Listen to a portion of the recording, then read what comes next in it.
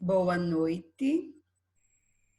Nós vamos iniciar aqui uma palestra, entendendo a ansiedade e a depressão.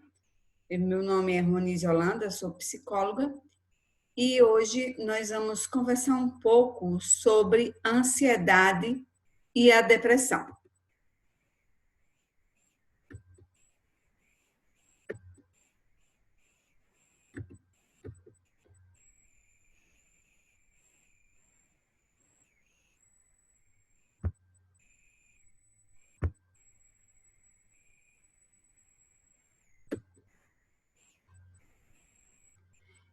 Desculpe aí, foi um problemazinho que deu aqui no slide, mas a ansiedade, o mal do século, né? Hoje a ansiedade ela está conhecida como o mal do século. Está assolando cada dia mais as pessoas estão cada vez mais adoecidas com a ansiedade. Existe uma diferença entre ansiedade e depressão? Não, não existe diferença entre ansiedade e depressão. Ambas apresentam os mesmos sintomas semelhantes. Estudos apontam que a depressão, para passar para uma ansiedade, 2% dos casos pode acontecer. Mas a ansiedade passar para a depressão, nós temos o quê? 24% dos casos. Então, a diferença entre ansiedade e depressão é muito parecida, os sintomas são semelhantes, como também os demais transtornos, né, que apresentam essas mesmas semelhanças de sintomas apresentados tanto na ansiedade como na depressão. Então, a ansiedade, ela é natural do ser humano, né? É um sentimento que faz parte da gente. É um sentimento que gera desconforto, a sensação de que algo ruim vai acontecer. E ela se torna patológica, ou seja, ela se torna um problema de saúde mental quando impede que o indivíduo ele realize as tarefas que eles habitualmente fariam com facilidade, prejudicando assim o seu desempenho nas suas tarefas. E como reconhecer os sintomas? Como reconhecer uma crise de ansiedade? Os sintomas são medos exagerados, não é um medinho não, são medos exagerados, tensão, sensação de que algo ruim pode acontecer a algum momento, pensamentos descontrolados, descompensados, fixação num problema, dificuldade de concentração, fadiga, cansaço, né, irritabilidade, insônia, entre outros. E esses sintomas, né, eles também podem causar alguns sintomas físicos, que é muito comumente, né, que apresentam uma pessoa que está com problemas de ansiedade, que são náuseas, mal-estar, dores no estômago, aperto no peito, a sensação de pressão, palpitações, inquietação, sudorese e muitos outros sintomas. A literatura diz que são mais de 100 sintomas, né, para a ansiedade. Isso depende do organismo de cada um. Então, nós vamos falar agora de uma doença chamada depressão. A depressão é caracterizada pelo sentimento de menos-valia, né? É uma das coisas que a gente identifica. O indivíduo ele não sente prazer em realizar suas tarefas normalmente. Nada para ele faz sentido, o seu trabalho, o seu dia a dia, nada parece ter sentido. E aí, acompanhado de um sentimento de tristeza profunda, apresenta ideação ou tentativa suicida e também uma baixa autoestima. Então, são algumas das características da doença chamada depressão. E a importância do apoio familiar. Gente, é muito importante o apoio, a importância do apoio da família. É muito difícil para a família, nesses momentos, entender, né, por que aquele indivíduo que aparentemente não falta nada, tem tudo, tem um trabalho, tem um bom emprego, tem uma casa, tem um bom salário, um bom rendimento, mas mesmo assim está apresentando esses sintomas. Então, eles não conseguem entender o porquê. E a gente não pode culpar a família, porque, infelizmente, é muito difícil para que as pessoas que convivem com a pessoa que sofre de ansiedade ou de depressão entender o que está se passando por aquela pessoa.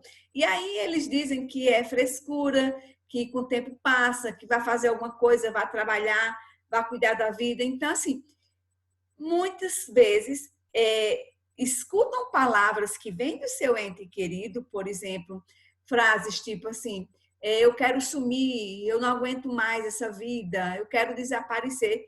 E muitas vezes você ignora esse tipo de sentimento, né? De falas do indivíduo. Então, assim, é necessário que a família esteja atenta a esse comportamento, a essas frases, para que você possa estar auxiliando esse indivíduo que está necessariamente precisando da sua ajuda nesse momento. E aí, nós temos a relação da depressão e o suicídio. Gente, necessariamente, apesar do suicídio ser um dos sintomas, né, uma característica da depressão, não implica dizer que toda pessoa que comete suicídio, ela pode ter a depressão. Porque o suicídio pode ser causado por outros fatores, né? Por problemas financeiros, problemas existenciais, problemas de conflitos familiares. Então, várias coisas podem fazer com que a pessoa chegue a cometer, né, o suicídio. Então, é necessário saber que nem toda pessoa que comete suicídio, ela sofre de depressão. Existem alguns tipos de depressão. Aqui eu só vou focar em 2 tipos de depressão, que é a depressão endógena e a depressão exógena. Que tipo de depressão é essa? A depressão endógena, ela não tem nenhum motivo aparente para acontecer, né? Ela acontece sem motivo, ela é de origem genética hereditária, né? Então, provavelmente existe uma probabilidade de que pessoas que têm pessoas que sofrem de depressão na família possam vir a adquirir, né? Possam vir a ter esse mesmo problema. Mas isso não é uma via de regra, né? É preciso também, depende muito de como as pessoas elas lidam com os seus problemas, elas lidam com os seus ressentimentos, elas têm o seu propósito de vida. Então, a forma de como você enxerga a vida é muito importante para que você se livre dos sintomas, né, do alcance dessa doença. E aí nós temos a depressão exógena. A depressão exógena é muito parecido com o estresse pós-traumático, porque elas falam o seguinte, a depressão exógena diz o seguinte, que existe um motivo para que ela ocorra, né? Assim como o estresse pós-traumático, né? Pode ser uma separação, pode ser um caso de morte na família, pode ser uma situação de calamidade, pode ser uma situação de violência sexual, de violência física, né? De violência psicológica. Então, assim, o estresse no trabalho também, né? Pode ser alguma situação estressante que provocou os sintomas da depressão. E aí a automutilação aí entra como um dos sintomas da depressão e de outros sintomas e de outras doenças psiquiátricas, né? A mutilação, que é o próprio nome diz, né? Você se mutilar, você se cortar, se machucar, né? Fazer cortes no corpo, se queimar com cigarros, ou se dar beliscões, ou se bater, entendeu? Esse tipo de comportamento é apresentado devido ao quê? A dor da alma é tão grande, é tão intensa, que a dor física, a dor de você se cortar todinha, ela é muito menor do que essa dor. Então, muitas vezes as pessoas fazem isso para diminuir a intensidade da sua dor emocional e aí focar um pouco na dor causada pela mutilação do nosso próprio corpo. Então, é necessário que se tenha cuidado, que estejam atentos, principalmente à população da adolescência, né? Existem casos de muitos adolescentes que estão passando por esse processo de automutilação. E aí, né, eu trouxe aqui para vocês algumas técnicas utilizadas para amenizar os sintomas da ansiedade e da depressão, que são técnicas de relaxamento. Relaxamento significa aprendizagem do organismo através dos processos psicofisiológicos. Então, como é que você pode relaxar?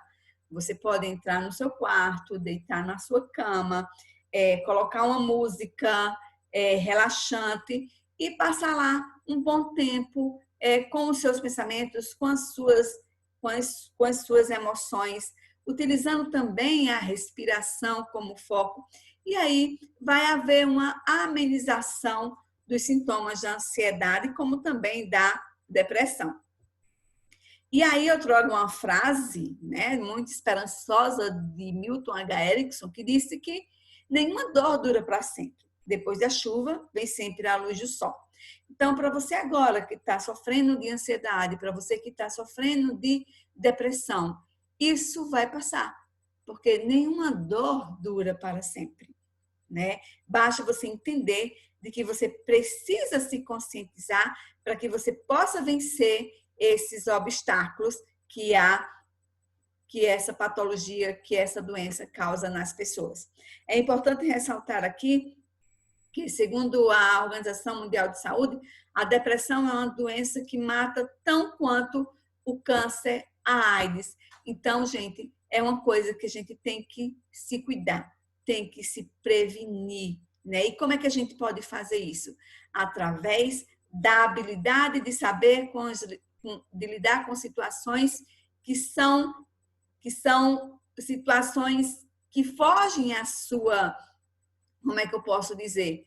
Que fogem à sua realidade, né? É você saber lidar diante das situações adversas para que você possa seguir em frente, né? Então, é isso que nós chamamos de resiliência, que é essa capacidade de lidar com as situações adversas e mesmo assim seguir em frente. Enquanto nós não aprendermos a ter resiliência diante das situações, então a gente vai ficar mais suscetíveis a essas doenças emocionais.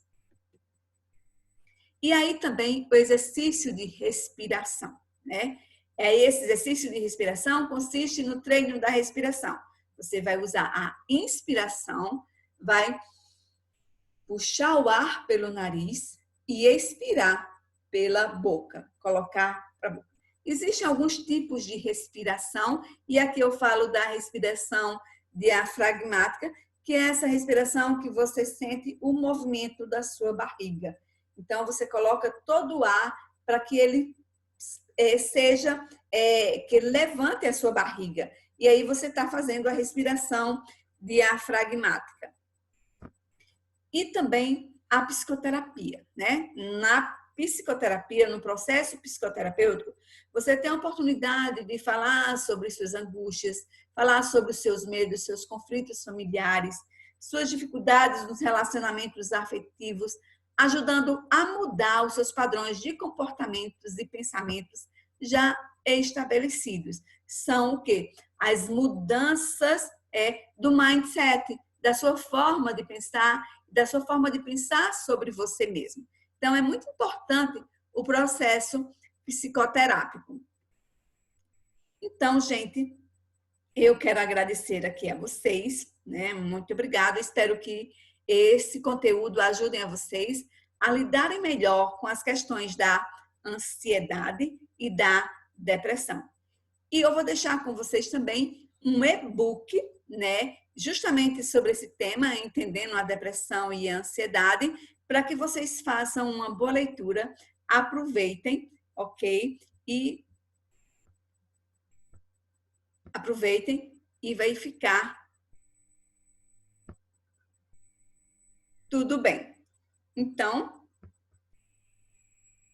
até a próxima.